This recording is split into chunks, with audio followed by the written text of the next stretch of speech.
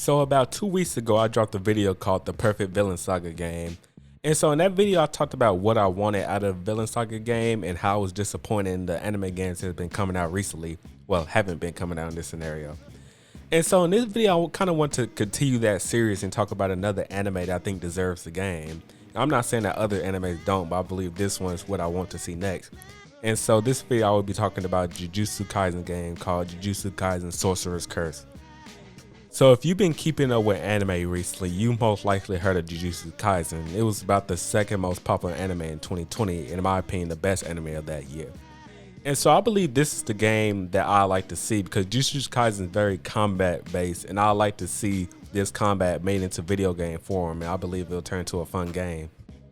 So before I begin, I would like to say if you're interested in this series, leave a thumbs up so I know that people want to see more of this video game concept series. And also leave a comment on some anime that you would like to get a video in the future about what video game I think would be perfect for them. And let's get right into it.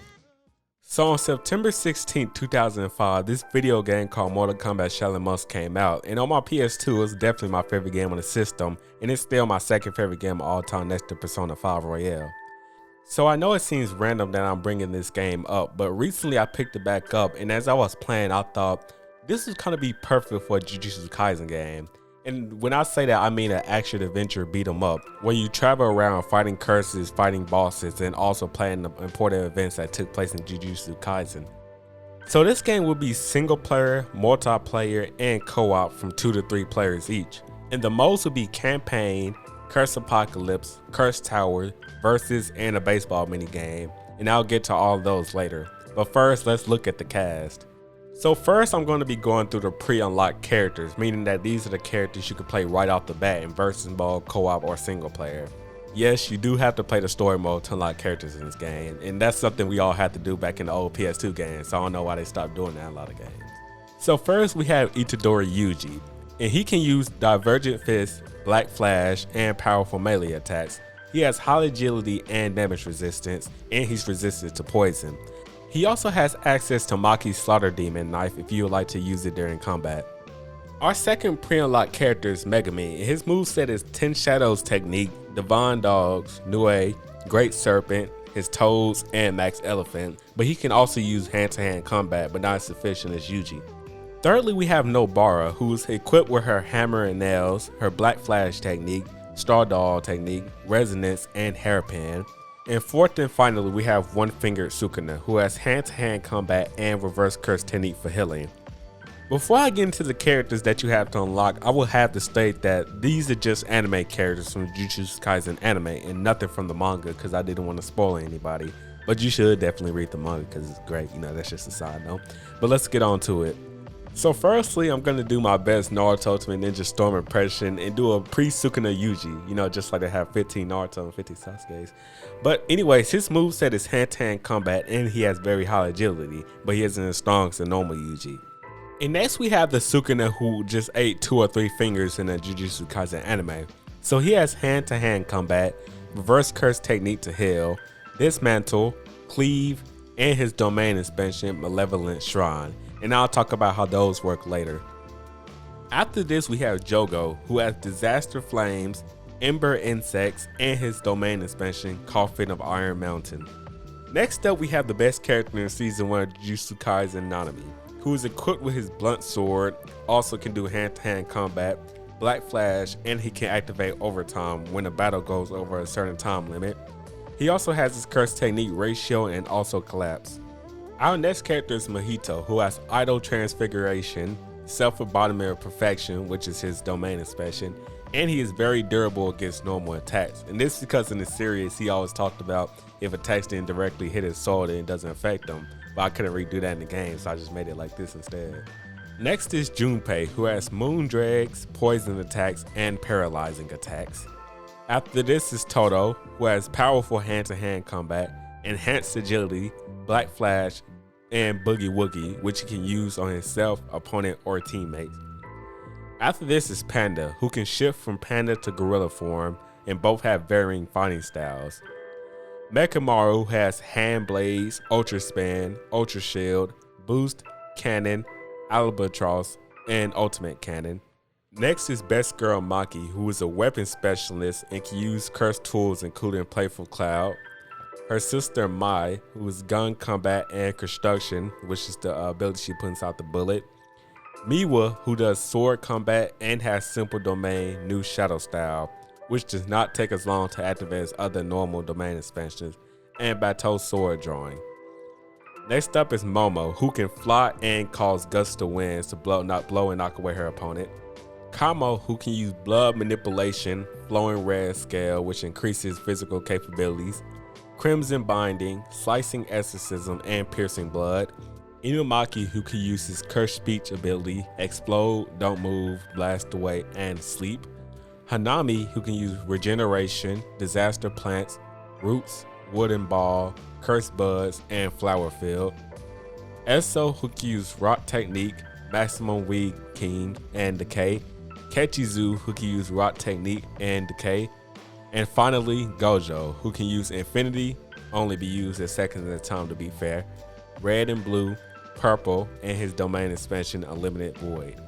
So before I get to my next topic, I would like to talk about some mechanics in the video game that connects back to the cast. So the first one is the domain expansions, like I mentioned before. And so in this game, it's kind of similar to Naruto Storm, I guess, as you fill up a gauge throughout the battle and then you're able to access your domain expansion. And if it's like a domain expansion that's just an attack, then it'll just connect with the opponent. But if it's like Mega Me's, you can actually do stuff inside of it, then you can do that inside the game as well. So the next mechanic I would like to talk about, coordinating attack. And this is when setting characters have teammates that they can use when paired together in battle. And so the characters that have access to these when together is Yuji and Todo, Yuji and Nobara, Yuji and Nanami, Maki and Megumi, Yuji, Megumi and Nobara, and Iso and Kechizu. Now that we're done going through the cast of the game and some basic mechanics, now we can start getting to the modes that you can play throughout this game. First up, we have campaign mode, where you play through the story of Jujutsu Kaisen up until the end of the anime, meaning we're not going to the manga.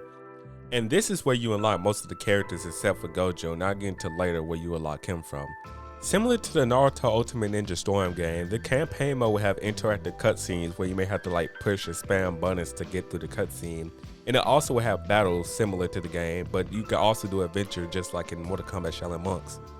And so inside of this adventure, you have to fight multiple curses and multiple grades, meaning maybe a 3rd grade, a 2nd grade, a 1st grade, or even a special grade curse. And as you continue to progress through the story, you will unlock more combos and moves that you can use inside the campaign and other gameplay modes. So as you traverse through the world, you can use any of your unlocked sorcerers up to that point, meaning you cannot choose any of the curses such as Mahito or Sukuna. And so to actually progress through the story, you have to go back and play as the character whose mission it is, meaning if you're about to fight Mahito or Yuji, you have to choose Yuji. So now that I am done going through the adventure aspect of campaign mode, now I can get into the battles that you have to fight throughout. So the main campaign mode is split into different arcs, and in each arc you unlock different characters. And so in Arc 1, you unlock Pre-Sukuna Yuji. And so the first battle of Arc 1 is Yuji, Pre-Sukuna, and Megumi versus a Cursed Spirit. And this is a 1 to 2 player mission. And what I mean by this is that each mission can either be 1 player, 1 to 2 players, or 1 to 3 players, meaning that you don't have to have multiple people, but you can. And so in this battle, the players must battle Cursed Spirit while watching for Yuji's classmates' teammates. The dropping of the hurt bar can be prevented by consistently attacking the curse. After beating the curse, an interactive cutscene plays which leads to Yuji getting caught and eating the finger. The second battle is Gojo vs Sukuna, but this is a 1-player mission. Player must battle Sukuna for 1 minute and must defeat him within this time. And yes, in the anime it's 10 seconds, but that wouldn't be very fun, would it? Players have a large health and attack power, meaning it's nearly impossible to not win during a given time. And this is because Gojo's way stronger than Sukuna at this point. And that's the end of Arc 1, and now let's get into Arc 2. So Arc 2 unlocks normal Sukuna and domain expansion. And so the beginning of Arc 2 starts with an interactive cutscene of Yuji versus a Cursed Spirit. And then the first battle is Nobara and Yuji versus Cursed Spirit, which is a 1 to 2 player mission. So the players combat Cursed Spirit while protecting a child, and the curse is targeting child, and players must stop him from being grabbed. The second battle is Yuji versus the Finger Bearer, and this is a 1-player mission. Players must begin at 10% health and attempt to beat the finger bearer. Spoiler alert, you can't win. And then an interactive cutscene plays with Yuji trying to block a blast, then turn into Sukuna upon Megami's signal. The next battle is Nobara vs. Cursed Spirits, which is a short interactive cutscene leading to Megami saving her and escaping. So the actual third battle will be Sukuna vs. the Finger Bearer, which is a one-player mission. Players battle Finger Bearer, and the battle ends with an interactive cutscene of Sukuna's domain inspection, and this is the player's first time using the domain inspection inside of the game, since you have to unlock them to play inside other modes.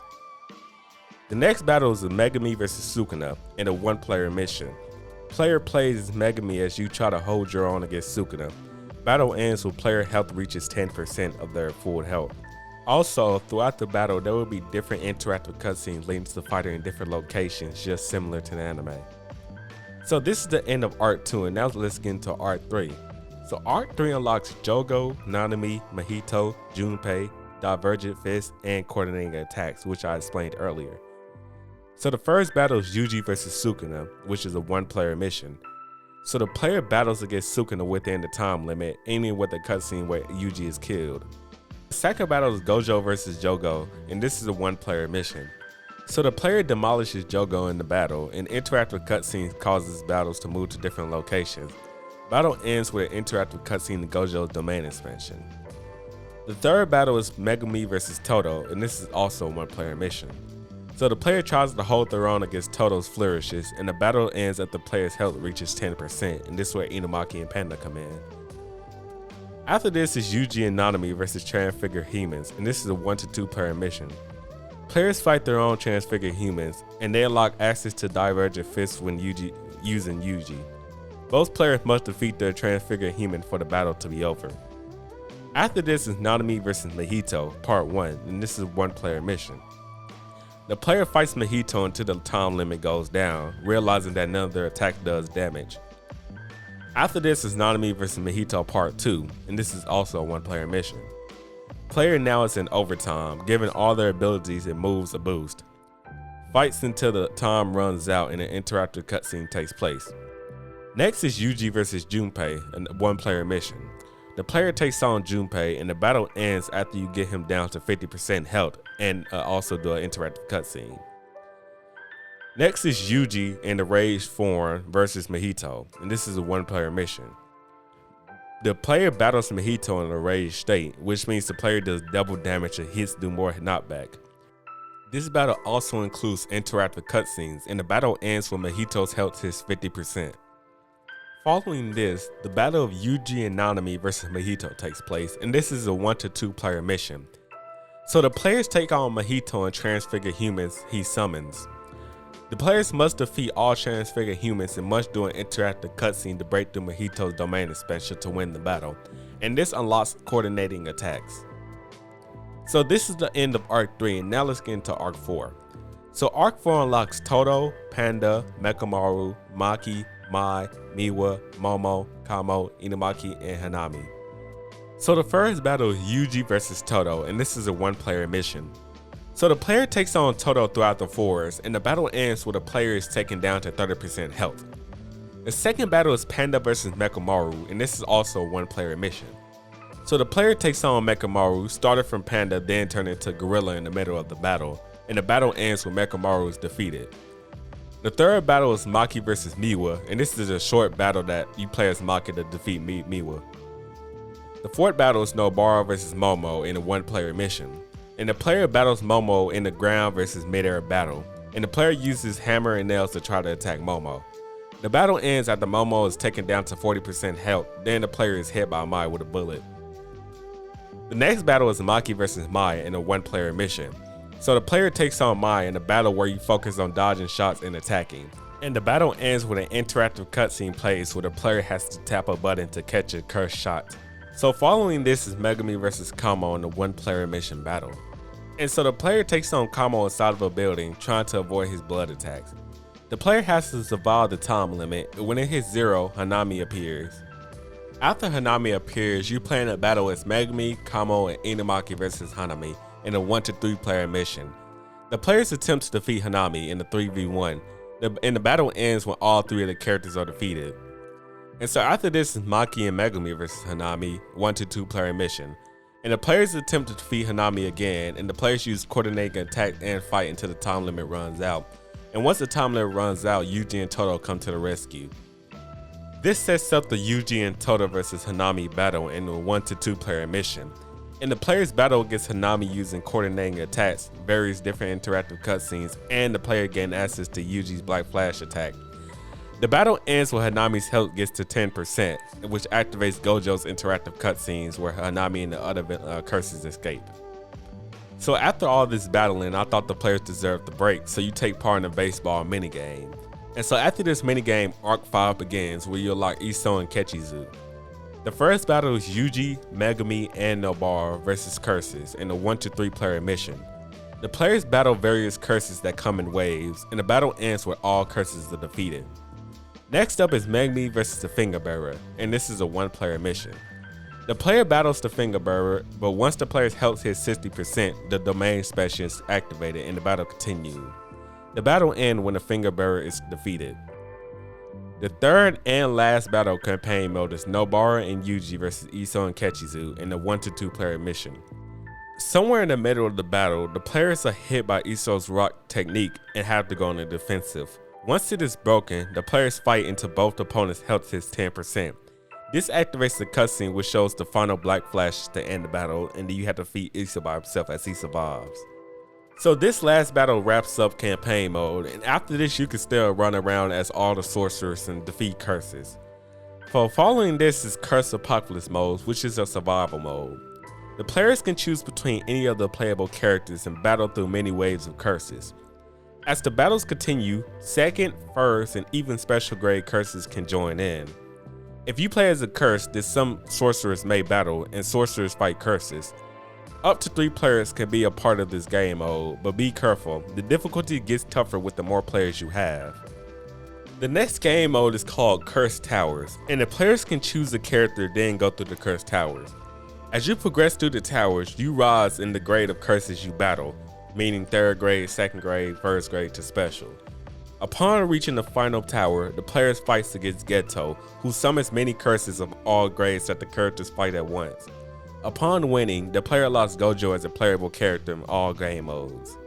So the 4th mode is Versus mode, where you can take part in 1v1s, 1v2s, 1v3s, 2v2s, 2v3s, and 3v3 battles. So this versus mode is very different than other versus mode you may have experienced in the past. And so rather than choosing like 3 characters, having 2 as support and playing as one switching through, all players are on the battlefield at once. Meaning that a 1v3 battle would just be 1 person versus 3 other people. And so I think you may say that this is very unfair. However, with a Jujutsu battle, anything can take place. So your domain expansion as 1 person can take down 3 other people, meaning it's still fair. But not all characters have domain expansions, meaning you must use that curse technique to gain an advantage. And so to use a domain expansion or a curse technique, you have to fill up the bar in order to use these moves, then you can activate them. Similar to the series, if the domain expansion hits, then it's a guaranteed attack. Also, a player who uses weapons can drop these weapons and must pick them back up if they are attacked hard enough. Players can move around freely through the stage, going from cities to forests to buildings. So the 5th and final game mode is a baseball minigame. And so you can either play with yourself against computer or with your friends. And this is kind of similar to the bowling mode and Ticket Tire Tournament, where you just play for fun and don't really gain anything out of it. So that wraps up the main game, but I also plan to include a Volume 0 DLC within it. And so with this DLC, you can have Yuta, Gojo, Geto, and the other characters that were part of Volume 0 inside that form. And so since it's about to get a movie, I just thought it'd be perfect for a DLC right now. But I also plan on making more manga characters involved once the anime continues. I'm not going to spoil a thing right now. All I'm going to say is Maki's the best character in Jump right now. So before I wrap up this video, I must state again that this is just a game concept and this isn't like a rumor or anything that's going around. But Jujutsu Kaisen is getting a phone game, so if you're interested in that, make sure you check that out soon whenever it comes out. But that's all I have for this current video. If you want to check out more videos like this, I have another Villain Saga one out, but I also have many other videos on my channel that I think you'll like. So make sure you leave a like on this video, leave a comment on other games you would like to see, and make sure you subscribe. And that's it, and I'll see you next time.